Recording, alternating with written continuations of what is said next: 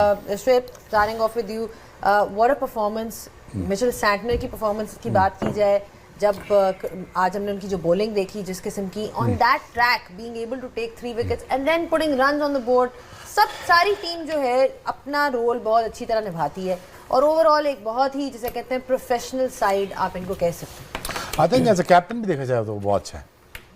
I think it's not a bad captain at all. जो captaincy throughout this tournament भी की है, बहुत अच्छी की है। When it comes to bowling changes, when it comes to making a team, creating the balance, as a spinner, as a leading spinner, as a wicket-taking spinner, as a very smart spinner, जो 10 साल से उसने जो contribute किया है, and then translating into winnings. अगर ये tournament जीतता है तो आई थिंक ये जिंक्स तोड़ने में कामयाब हो जाएगा जिसका नाम सैंटनर है, और ये फाइनली उसने करके दिखाया। I think one of those की मोमेंट्स विलियमसन का अगर मैं देखता हूँ और सैंटनर का देखता हूँ, I think this guy has the more hunger to win games and to win titles for New Zealand. I think again Williamson, अपना आप रविंद्रा का देख लें। Ravindra, I think it's the greatest find in the last 2-3 years. Period. Simple as that. You want to have a complete batsman, you want a bowler, you want a complete fielder. Is right there. I think he's one of the best find for New Zealand.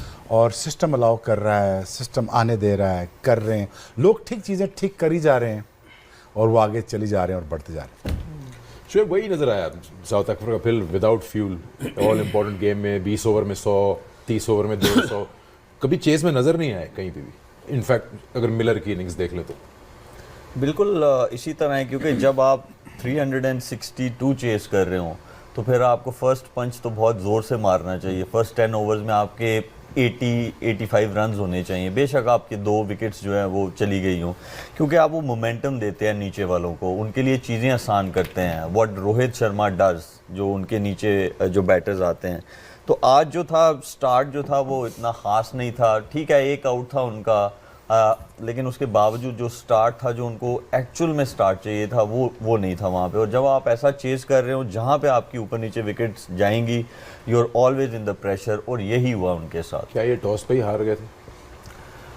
Toss पे नहीं, आप ऐसा नहीं कह सकते। मेरा कहने का मकसद ये कि इतनी अच्छी बैटिंग विकेट तो ऑब्वियसली नॉकआउट गेम में बड़ा स्कोर तो होना ही था यहाँ पे, 350 समथिंग लाइक दैट। लेकिन मुझे ये लगता है कि 30-40 रन ज़्यादा जो है वो हुए। ऑफ कलर उनका बॉलिंग अटैक नज़र आया, स्पेशली यानसन जो हैं, जो उनको अर्ली विकेट्स लेके दे रहे थे, वो आज उस तरह फॉर्म में नज़र नहीं आए। जब आप विकेट्स ले रहे हो टूर्नामेंट में तो एक्सपेक्टेशंस उस बॉलर से ज़्यादा होती हैं, तो वो आज उस तरह हो नहीं पाया। तो मुझे ये लगता है कि एक तो उन्होंने 30-40 रन ज़्यादा दिए हुए थे, दूसरा जो जल्दी जो ऊपर वाला स्टार्ट था वो इतना ख़ास नहीं था।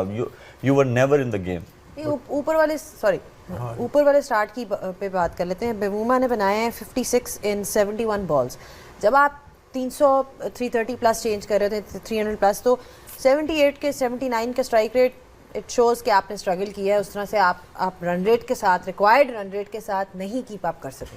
देखें, अच्छी टीमें they find the way to win the game from the difficult situation of the game, और South Africa they find a way to lose the game. Knockout stage पे हमेशा जाके इनका ये वतीरा रहा है, इनका ये मंत्रा रहा है हारने का, कि या तो इनकी बॉलिंग बुरी होती है या इनकी बैटिंग बुरी होती है, या प्लानिंग के अंदर को मसला आता है, बौखला जाते हैं, जो शुएब भाई ने भी पहले बात की कि हाथ पाँव इनके फूल जाते हैं। मामला ये है कि देखें, आप टॉस हार के कोई मसला नहीं, हम सबको पता है कि इस पिच पे 300 रन होने हैं। कोई भी टीम खेल रही है वो 300 के पास जा रही है, तो कोई बड़ा मसला नहीं था कि अगर आप इनको 330 पे रोक देते। लेकिन जिस तरीके की अप्रोच हुई, कोई बात नहीं, ऑफ डे किसी का भी हो सकता है। यानसन वाज डूइंग वेल, आज उनको टैकल भी अच्छा किया। मुझे लगता है कि जितनी तारीफ़ की जाए रचिन रविंद्रा की उतनी कम है, कि जिस कैपेसिटी में वो खेला है, he took all the pressure away from New Zealander and they put all the pressure under pressure to the bowling side. कोई बॉलर नहीं बचा उसकी खूबसूरत शॉटों से। अगर आप उसकी इनिंग्स देखें कि केन विलियमसन जो सीनियर कैंपेनर है, he was on a safer side, but he was basically showing all the aggression, playing all the good shots, और जो मोमेंटम और वो जो अपने हाथ में रखने वाला जोन है वो रचिन रविंद्रा ने किया। उसमें इनकी बॉलिंग एक्सपोज हुई, इनकी प्लानिंग एक्सपोज हुई। सोने पे सुहागा ये है कि आपका कप्तान, जिसको पता है कि उनके पास एक क्वालिटी स्पिनर आना है 10 ओवर के बाद, आप पहले 10 ओवर में किस स्ट्राइक रेट के साथ खेल, आप आउट हो जाएं कोई बात नहीं, लेकिन 370 करने के लिए, 362 करने के लिए आपको पहले 10 ओवर में 80 करने की कोशिश करनी चाहिए। जब बॉल हार्ड होगा, जब बॉल बल्ले पे आ रहा है, लेकिन वहाँ पे आप अपने स्ट्राइक रेट को 78 के ऊपर रख के अपना 50 करके बाहर निकल गए, तो ये किसी भी तरीके से किसी लीडर की मुझे जो होता ना इम्पैक्ट वो इसमें नहीं था. He was just playing for himself, he was not playing for a team. क्योंकि अगर ये यहाँ पे इस तरीके से 100 भी कर जाते तो team was always behind the game. तो मुझे ये लगता है कि overall south Africa did the same thing जो हमेशा की तरह करते हैं. ये स्टेज गेम और बायलैटरल सीरीज की शानदार टीम है, लेकिन जैसे नॉकआउट स्टेज आएगी दे पार्ट अवे. ठीक है.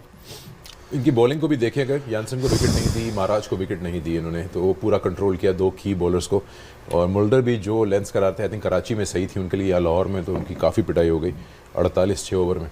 आई थिंक सबसे बड़ी गेम चेंजिंग मोमेंट यही थी कि यानसन को ऊपर से पहले रचिन ने अटैक किया और उसके बाद महाराज को जिस तरह से अटैक किया गया, तो ऑलमोस्ट 65 रन उनके 10 ओवर में है. जनरली महाराज अराउंड 40-50 रन ऑपरेट करते हैं, तो कम से कम 20-25 रन उनको एक्स्ट्रा भी आए. तो उनकी बेहतर बॉलर को अटैक किया गया और टॉप 4 जो बैटर्स हैं उन्होंने 30 चौके लगाए हैं खाली न्यूजीलैंड के. तो जो हम बाउंड्री कन्वर्जन्स की बात करते हैं, जो हम dot ball conversion, strike rates की बात करते हैं, तो बहुत अटैक के साथ आए. और सबसे इंपॉर्टेंट चीज़ ये थी कि पहले 3 बैटर्स में उनके 200 थे, तो बड़ा टारगेट इसी तरह से बनता है. उसके